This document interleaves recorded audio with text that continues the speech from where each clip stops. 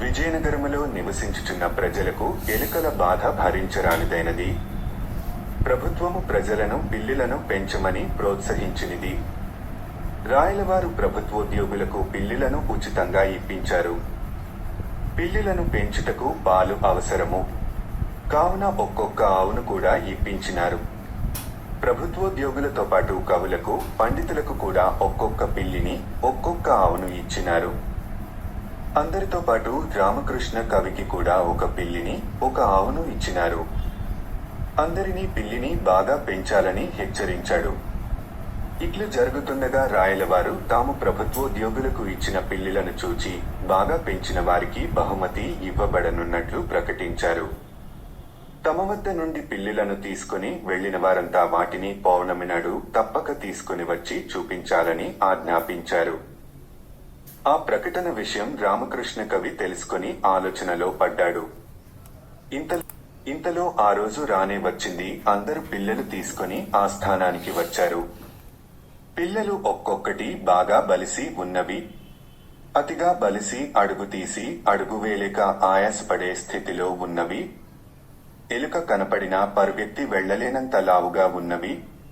తాము ఇచ్చిన పిల్లులు తమ ఉద్యోగులు బాగా పెంచుతున్నారని రాయలవారు సంతోషిస్తున్న సమయంలో రామకృష్ణ కవి తాను పెంచుటకు తీసుకుని వెళ్లిన పిల్లిని తీసుకుని వచ్చి రాయలవారికి చూపించినాడు. అది బాగా కృశించిపోయి ఉన్నది. ఆ పిల్లిని చూడగానే రాయలవారికి ఆగ్రహం, ఆశ్చర్యం రెండూ కలిగాయి.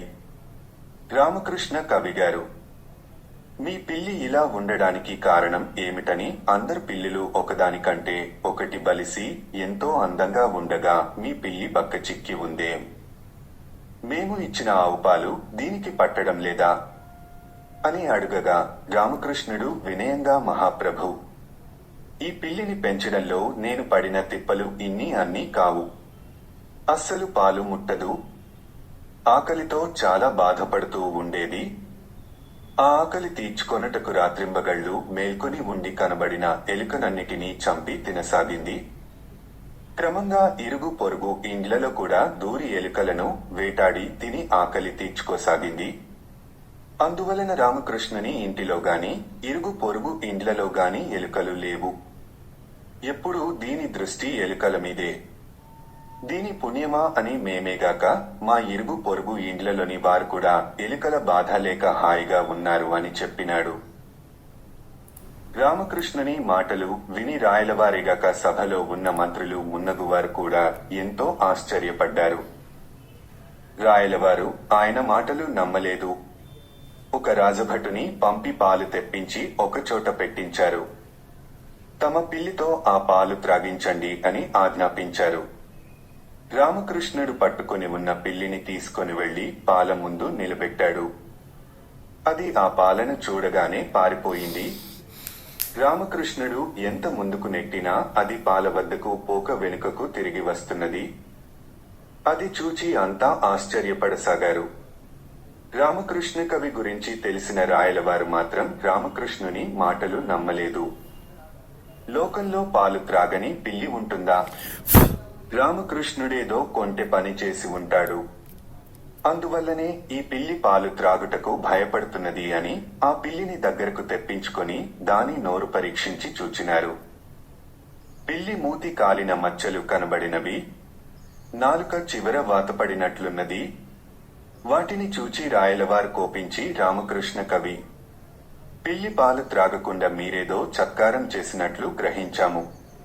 మీరు నిజం చెబితే క్షమించి విడిచిపెడతాను, లేకుంటే కఠిన శిక్ష విధిస్తాను అని బెదిరించగా రామకృష్ణుడు జరిగిన విషయమంతే చెప్పి, మహాప్రభు, మీరు మా ఎలుకల బాధ తీర్చుటకే పిల్లిని, దానిని పెంచుటకు ఆవును ఇచ్చినారు.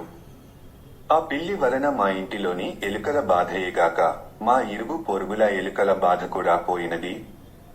మీరు ఎవరినైనాను పంపి మా ఇంటిలో పరిసరములో ఎక్కడైతే ఎలుకలు కనబడతాయో తెలుసుకుని రమ్మనండి. నేను నా పిల్లిని ఎలుకల బాధ తొలగించే స్థితిలో ఉంచాలనే ఆ విధంగా తయారు చేశాను. మీరు పిల్లినిచ్చి మా ఎలుకల బాధ పోగొట్టుటయిగాక మాకు నిత్యం కావలసిన పాలు పెరుగు నెయ్యి మొదలగు వానిని లోటు కలుగకుండా ఆవును కూడా ఇచ్చినందుకు మీకు నేను కృతజ్ఞతాపూర్వక వందనము అర్పించుకొనుచున్నాను. నా పిల్లి వలె ఇచ్చటికి తేబడిన ఏ పిల్లి అయినా ఎలుకలను పట్టగలదేమో పరీక్ష పెట్టి చూడుము. కడుపు నిండా తిని బలిసిన పిల్లులు ఎలుకలను పట్టుటకు ప్రయత్నించునా ఇచ్చటికి వచ్చిన వారినడిగి తెలుసుకొని నన్ను శిక్షించుటయో రక్షించుటయో చేయుడి అని చెప్పాడు. రామకృష్ణుని మాటలు విని రాయలవారు అచ్చటికి బలిసిన పిల్లులను తెచ్చి వారిని విచారించగా వారి ఇండ్లలో ఎలుకల బాధ అస్సలు పోలేదని చెప్పిరి.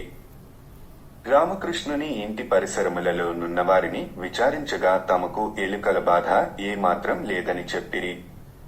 ఆ సమాచారం తెలుసుకుని రాయలవారు రామకృష్ణుడు చేసిన పని సరైనదేనని మెచ్చుకొని 100 వరహాలు బహుమతిగా ఇచ్చి సత్కరించారు.